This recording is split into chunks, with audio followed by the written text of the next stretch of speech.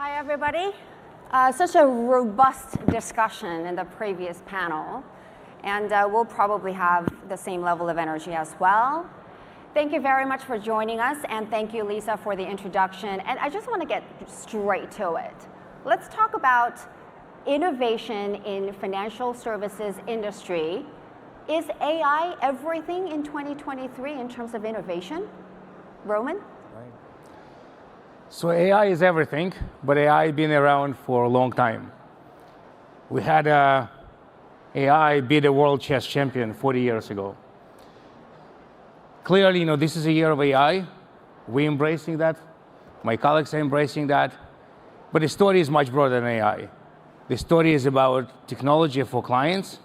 It's about innovation for clients and about evolving the whole ecosystem. So we believe in AI. AI underpins a lot of innovation, but I think we're going to have a more robust discussion on that. Kfir, since ChatGPT craze, has your role at your company as the Chief Innovation Officer changed in any way? I think it changed slightly, not totally. So I will explain. So indeed, as Roman mentioned, AI is 67 years old from Dartmouth conference. And it went through a lot of seasons, mostly winters. And, we opened an AI labs 5 years ago. And we solved problems related to a large-scale financial institutions that we are. But, something happened October of last year, and, Gen AI, which I was waiting for it, I think surprised everybody, let's be honest. And right now, I believe that, you have people like Peter Diamandis saying that, in the next decade, there are going to be two types of companies, the ones that they are fully, engaged with AI, or the ones that they are out of business. So that's a very accelerating kind of a statement, and people pay attention to it. So Gen AI and ChatGPT, and if you want everything that has to do with accelerated computing under that, it's a major thing. You have to take a look at it and see how it's impacting your business. So I think that yes, it changed a little bit of what I'm doing. It's putting a lot of attention of things that they are. It's because I believe that what happened in the last year or so is democratization of AI. Till about a year ago, it was a knowledge of a few. It was a very sophisticated. We were doing mostly machine learning, not too much AI. I think right now, this democratization, it's exploding, and it has a lot of problems. Future is who knows, but yes, it changed my view on what I'm doing. Yeah. And Liz, I feel like there is a little bit of AI anxiety, perhaps, for any companies in any kind of sector, because banking chiefs or whatever sector, industry, the companies, the chief are there thinking, I need to really get on with this Gen AI thing. I need to do something. Do we need to do something? They're probably having meetings on AI. Is that the case at Circle in any way?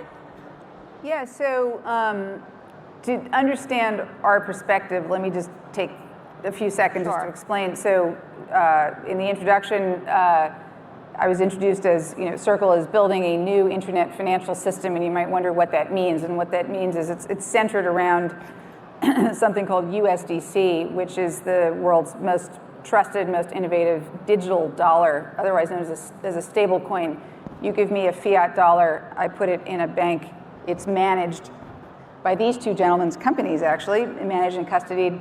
And then in exchange for that, we give you a digital dollar. And that dollar moves around the world with all of the ease of a WhatsApp message, secure, fast, cheap, et cetera. So if you can build an economy based on that, it's based on blockchain and cryptography and so forth. When it comes to AI specifically, there's kind of three schools of thought. There's the AI represents some sort of threat to humanity or at least to our jobs. There's the idea that maybe it's just sort of a party trick, or maybe it actually is going to be one of the greatest, have the greatest impact on human productivity in recent memory. We're kind of the latter school of thought, that third school of thought, and that's evidenced by, in our one of our most popular Slack channels at work is AI Musings, where Circle employees are trying to figure out how to leverage AI for their own productivity at work and also ultimately to pass on value to end users. I think what's interesting about the world we operate in is that when you think about something like programmable money that's operating on blockchain that is and being delivered through smart contracts, something like USDC is almost like the native currency of AI, and could be, because you've got AI, which is making everything much more efficient and productive, and you've got the concept of a digital currency, which is making the movement of money much more efficient and productive. The two kind of are a natural marriage. But what exactly that means still remains to be seen, because we have to remember that we are managing people's money one way or the other. That, if someone's sending money from A to B, it's got to arrive, it's got to be secure, it's got to be trusted. And so whatever we do with AI and however this evolves, we can't undermine the trust that's implicit with the exchange of value. That's a very good point. And of course, that was really just quick pulse check around the panel. But please remember that you guys can get your questions in. I should be able to check it real time, and I do want to make it more interactive. So do send your questions for our great panelists this afternoon. And I just want to go back to Roman and really talk about, because AI is such a broad church, and how specifically about the financial industry, services industry, should it be impacting? Because AI feels very shiny, glitzy, fun, successful in 2023. But what's the realistic picture that you have? So AI is shiny, glitzy, fun, and becoming successful. Okay. I don't know if it's fully successful yet. So for us, we've been in business for 240 years, and trust been the foundation of our success for this time. But this trust is not only we protect clients' assets, which we do, but also innovation. Innovation, of course, evolved over the years. Innovation today involves AI. But fundamentally, you need to build an ecosystem. You innovate for clients, but you also need to accelerate what you do yourself, especially the large, highly regulated financial institution like ours. So we build a whole ecosystem of partners, some of them small fintechs, some of the technology companies, and also our clients kind of being partners in that. And when we embrace this ecosystem, it's about investing in certain use cases. Some of them very much involve AI, whether we predict which trade is going to fail, or predict cash balances, or frankly, do simple things like chatbots, which now deliver a lot more promise, and frankly, consistently outperform kind of human advisors. So we look at this ecosystem from the standpoint, can it accelerate what we do? And can it help us innovate without compromising on this platform of trust? So AI is a technology or a set of technologies that allow us to do that, but obviously comes with very different challenges. And AI, like any intelligence, can be wrong. And that's an important thing to do because the frameworks may not be there. We assume humans could be wrong. That's accepted. Humans been wrong through generations. When somebody sees AI being wrong, they immediately talk about that. So that's a psychological kind of case that we all need to perfect. And I love this. Just as I asked for a question, I got two already. One question says, how many years will it take for AI to be trusted? Is it decades? I think that's a perfect question for you, Kfir. So, and trust, it's very complicated word. Again, I think Roman mentioned that, we're a fiduciary firm. And trust, it's a problem to estimate right now when we're living with AI that is definitely hallucinating. And it's hallucinating, giving you answers with high conviction. So this notion of humanity at the power of AI, that's going to be, what is going to be successful very soon, because people are going to figure out very soon, what works and what doesn't work, and how to implement the right protection and how to manage these risks, and utilizing these models of, what people might call right now augmented humanity. So I think, when I'm looking into that, it's a lot of learning. The first thing that I learned implementing AI before even Gen AI was when you're getting an operator and he is aware about machine data coming on his panel versus human data, opinions coming on his panel, he will ignore the machine data. So first of all, the first learning is that the good old control system utilizing a sigma at the end of a system to create to take off the bias, it's very, very important, such that people can touch data for the sake of data and not with the bias of machine data versus human data. And then, right now, again, how are we going to get trust into hallucinating systems? It's a very good question. If you're going to look into academia and any kind of luminaries in the field, I think for me the most awakening moment to see a discussion of, Jan LeCun versus Yuval Noah Harari, a historian, versus the top scientist in AI nowadays, and the historian, based on a lot of opinions, beating the arguments. So this is the problem that I think we're living in an amazing area, in amazing times to learn and to adopt and try to adapt.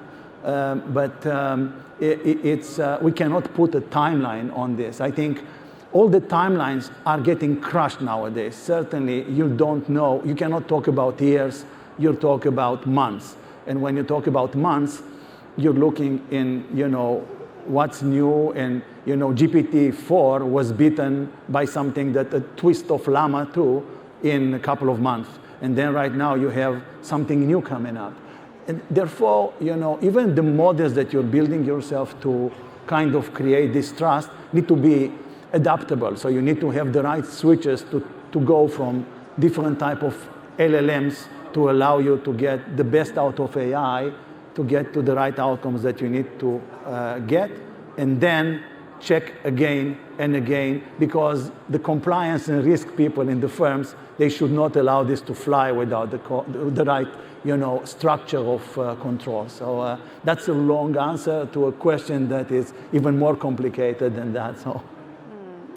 And guys, I'm just getting so many questions on AI, and thank you very much for your questions. But I think I'm gonna just pick a one. This is, and my favorite question is actually gone now, but how would policymakers catch up to the advancement of AI in finance? Anybody? I mean, I could take a stab at that. I think it's frankly not unlike how one might answer a question around how do policymakers catch up and understand how to regulate something like cryptography and blockchain and something like a stablecoin. Companies like ours and BlackRock and Mellon, it's our job to educate. I'll speak for Circle and not you guys, but we at Circle believe it's our job to educate policymakers and walk in through the front door of regulators to educate them and make sure they understand how the technology that we're using and that we're leveraging actually works. And I think the same goes for something like AI and what the implications of AI are for the financial services industry and for financial technology. You can't expect a policymaker they don't live in our world every day, so they can't possibly understand all the nuances and dimensions. So it's our job to educate them and help us become regulated. Because once regulation occurs, innovation is unlocked. Without it, you get stalled. And so what you're seeing now, for example, in crypto legislation around the world is that the jurisdictions where regulation is surfacing, those are the regions in which the most innovation is going to happen the fastest, not unlike the internet era. And so I think with AI, it's sort of the same thing. It's our job to educate them so that they know how to regulate us. And the faster any given jurisdiction does that, the faster and more advanced the innovation in their region will be. Because without it, you end up with just all this traffic in the way. You can't innovate if you don't know what your regulatory perimeter is. Maybe I'll take a stab sure. on that. So, I see, we have our BlackRock Investment Institute that is doing this kind of exact education to regulators, to the public, to everybody that is ready to listen about this. Then, you have regulators in Europe that hire the best technologists in AI, that they sit next to them right now to help them out and put this regulation. You have, countries like Singapore, which I had the opportunity to speak with some of the people working here on that. Advanced as the top scientists that I'm working with are advanced. Super, very exciting to see that at the country level. And then you have mass that is always very advanced in learning and basically introducing these things, and everybody's learning after that seriously. So I think that there is a huge effort from regulators nowadays. They are learning from everybody and they are listening. I never seen so much attention before. Maybe crypto, that they try to learn. It was a little even more complicated, maybe. Yep. But now I feel the momentum there. Yeah. And I do have a lot of AI-related questions. If I have time towards the end, I will come back to them. But I do want to go back to Liz really quickly and going back to stablecoin and really this monetary fragmentation kind of trend that we are seeing. And with regulators, we've got stablecoins, CBDCs, central bank digital currencies, and so on. Like, can they really coexist? Like, I'm just talking about how regulators and private sector, the FinTech world, kind of work together. I want to sort of get a color on that. Yeah, so, it's one wouldn't necessarily think that what is fundamentally a technology company, which is what Circle is, it's a financial technology company, that what you typically, one might say, oh, so who do you collaborate with? And you think, oh, well, we collaborate with our partners, and we collaborate with, with technologists and developers. But actually, one of the biggest partners we have are regulators and policymakers, because of what I just said a moment ago. You can't innovate without regulation in the world of financial technology. Money gets sent from A to B. It's got to show up. You've got to trust it. And without the embrace of regulation and policymakers who understand what you're doing and can enable, whether it's consumer protection laws or whatever other form of regulation there might be, these absolutely can coexist, and they have to. And that's why we see regulators as actually one of the key partners in sort of our ecosystem, right up there with the prospects that we work with the developers that we work with the whole ecosystem collectively. Does that answer your question? Is that okay? Thank you. How do you measure the success of innovation in financial services industry? Roman? So for us, success of innovation is getting products to market quicker, cheaper, better. I mean, the words are basic, but fundamentally that's what innovation is. We're not a think tank, we're not a research company. So innovation for us is a client-centric innovation, bringing solutions to the clients. We do that ourselves. We do that throughout the company. We do that in innovation centers. Actually, in Singapore, we have our first innovation center, which we modeled other innovation centers in the company in London, New York on. So that's one. There is innovation happens in our network of our partners. We work with the world's leading fintechs, and we work with them, and sometimes we invest to them for the reasons of innovation. Something that can be done by us, but already been done by somebody else. Why not bring it to the company? Right. And investing into that usually creates a very good strategic thesis, and obviously we look for a good financial thesis as well. So that's the velocity of products, quality of products, and ultimately the revenue that comes with that. So for us, innovation, it's a DNA, and the success of innovation, it's similar to the success of a company. Kfir, do you want to share, I don't know, some examples perhaps of approaches to enhance your client experience? Well, we did a lot of things over the last, forever. Yeah, I think, I think the first thing I learned coming to BlackRock from Larry Fink was be a student of your clients.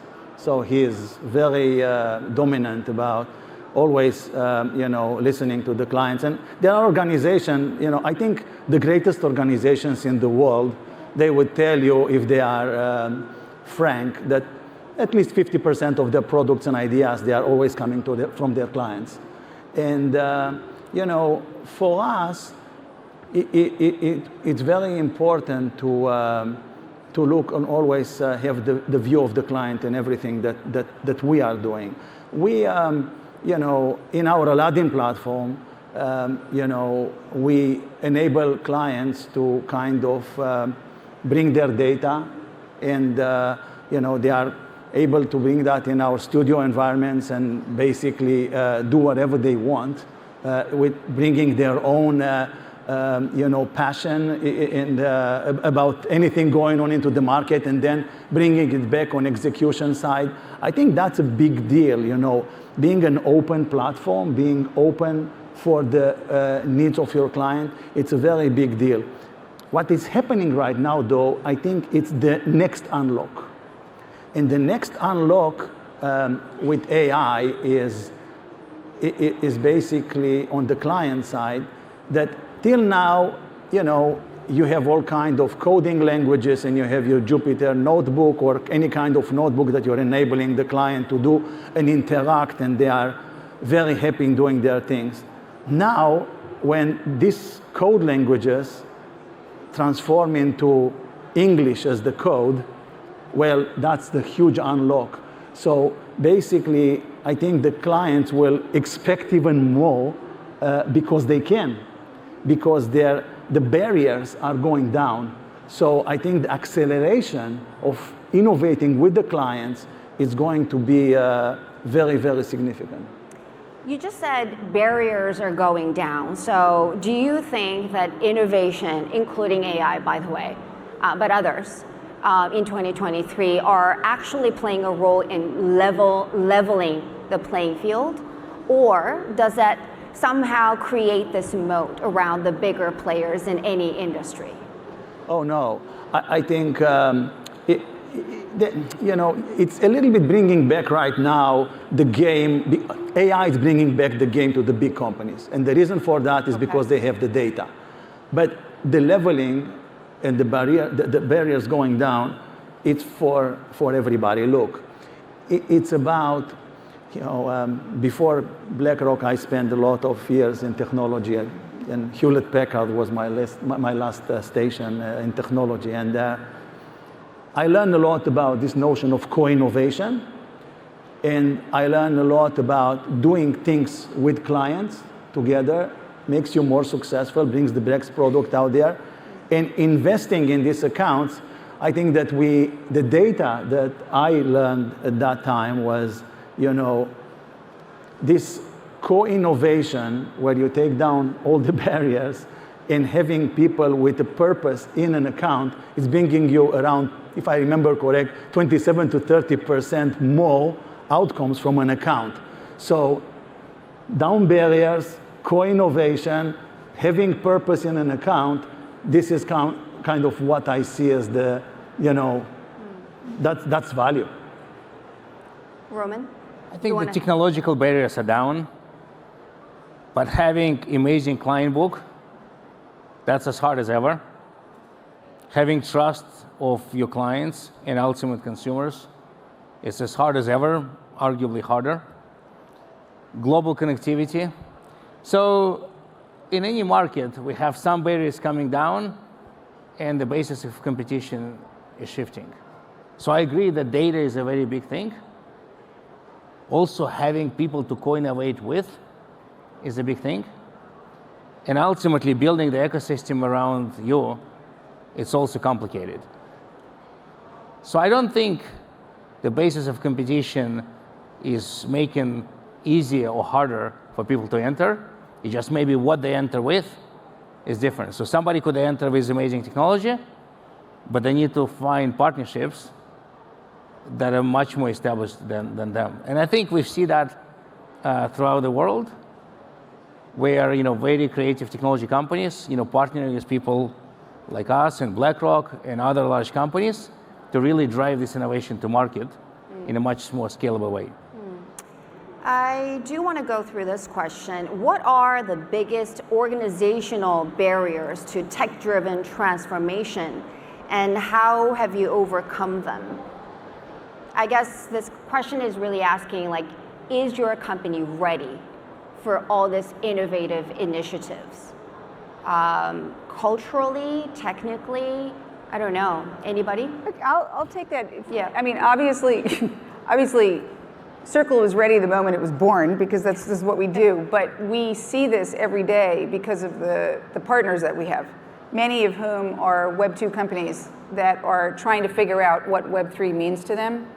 And so what we perceive with respect to the ecosystem that we're part of, and particularly the Web 2 companies, is our job is to make the technology easier for them to leverage, and make it such that what they build with our technology is then in turn easy for the end user, namely the consumer, to use.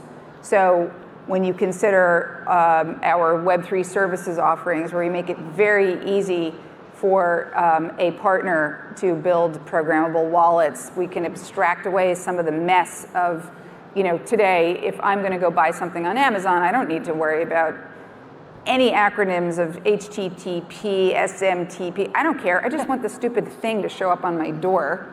Similarly, if you're going to leverage the Web3 and you're going to leverage something like a stablecoin or digital dollar, USDC, it has to just work. And so our job is to make this as easy as possible for our partners to leverage. Similarly, we need to partner with the world's most innovative companies, such as Mellon and BlackRock, to in our case, given that we're talking about a digital dollar, for example, the word trust, I used it earlier, you gentlemen have used it as well. If you don't trust it, it's not going to work. And so we also partner with ecosystem members, such as BlackRock and Mellon, to make sure that we can underscore key principles of new technologies, such as trust, so that someone knows if they get a digital dollar, it actually is only ever worth $1, and the dollar that they gave us originally is sitting in a bank and they can see it every month. And so that transparency is there as well. So I think organizationally and culturally, if a company is going to take these kinds of leaps, it has to fundamentally trust the technology, and that's absolutely the case when it comes to financial technology and the exchange of value. Because if you don't believe that this thing is going to work and that the money is going to go from A to B and show up, then it's game over. Mm-hmm. So our job is to do everything we can to underscore that trust, whether it's the partners we work with, such as BlackRock and Mellon, whether it's the way in which we design products that they're easy for our users, our partners, and their end users to consume, and so on and so forth. Okay. Same thing with even regulators as our partners, as I was saying earlier. Our experience with MAS here in Singapore has been phenomenal, because we are truly partnering with them to make it easier for them to help them understand even what we do, so that they can regulate us. This is all part of the same kind of neatly tied up little package that's got multiple dimensions to it.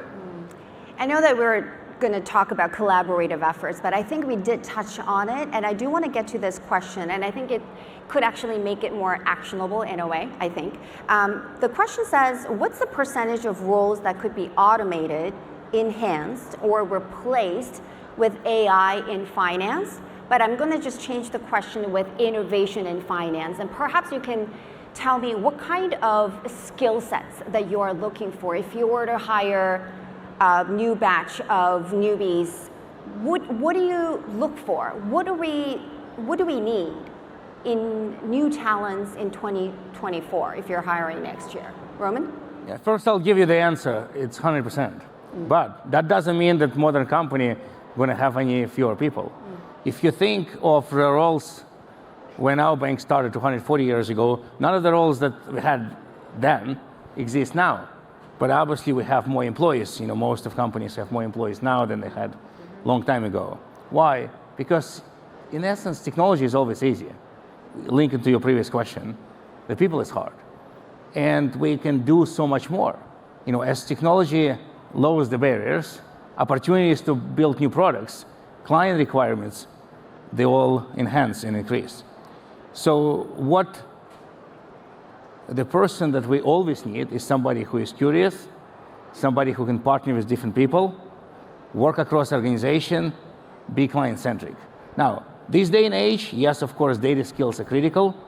Being digital native is becoming more and more important. Globality is more important. Understanding how to bring outside solutions onto your platform is more important. And these skills are only always green. They're always required. What you do, that's changing. And I think today is much more about technology and programming and machine learning and AI, but that will evolve. How you work with people, I don't think will change. That's really good to hear, because people keep on saying AI is going to take over my job in the near future, so I hate hearing that. Kfir? Yeah, I think the last question you asked is absolutely connected to this question, and it's organizations, they will change because the stack of technology is changing. So everybody will need to think how they are taking that stack. It's a waste of time, and I'm talking about this with startups when I'm having my pep talks with them. It's culture. Don't focus on culture. Culture, it's happening while you're walking. It's a function of time. You'll get there and you will have a great culture. Just focus on doing the right thing to do. Now, through that, yes, if you're looking into trying to learn all the requirements in the new world, say 2024 you mentioned, maybe even earlier than that. Nowadays, the number one needed job is prompt engineering. What university is teaching prompt engineering? No universities yet, they have a degree or the art of prompt engineering at that level. With that said, people are looking for prompt engineering because that's potentially how you can take most of the outcome. But that prompt engineer without the financial knowledge, it will bring, semi-optimal results. So therefore, I think there is an opportunity, and I hate this question about how many people are going to be, leaving the forces of financial services. I see this number in all the newspapers of the world going up to, 300,000 people. I don't believe in that because people are missing the notion of the upskilling. There is a huge opportunity to upskill. And I have to be honest with you, I think prompt engineering, just my opinion, it's not so impossible to upskill to. So therefore, I agree with Roman that, you need these persons to be, caring about the business, understanding the core of the business, and adding skills that they are required. And nowadays, when a startup on Silicon Valley, it's teaching you in 6 months to be a programmer of doesn't matter what, and it promises you a job, and if not, they are giving you the money back. You can learn everything in 6 months, everything, including prompt engineering. It might take me a little bit longer than 6 months, No, but I Liz, bet. what kind of talent would you look for? I think, honestly, it's not that different than what we have been looking for. What really stands out are people who are kind of higher order thinkers. It's a lot of the rote stuff is just going to get abstracted away over time. And what that means is that there's more time to be doing the higher order thinking, to be analyzing data as opposed to necessarily collecting it or counting it, to be synthesizing a set of whatever it might be, whether it's data or evidence or what have you. And so in my mind, what we've always been looking for as some of the best talent we can find are the people who can think at a slightly higher level, and with the benefit of something like AI, et cetera. It's kind of like, when spreadsheets became a thing. You used to be sitting there writing numbers with a pencil into a box, and then Excel was born and Lotus 1, 2, 3 were born. Now I'm really dating myself. But anyway, and suddenly that part of it became easy. And so what really was interesting was, what are the numbers telling us? And that's when, again, innovation kind of explodes, because you can spend proportionately more time thinking through what are the implications of what I'm seeing here. So to me, I'm not looking for candidates that have a skill set that's any different than what I was looking for before, because I've always valued candidates who can think on a higher level. All right.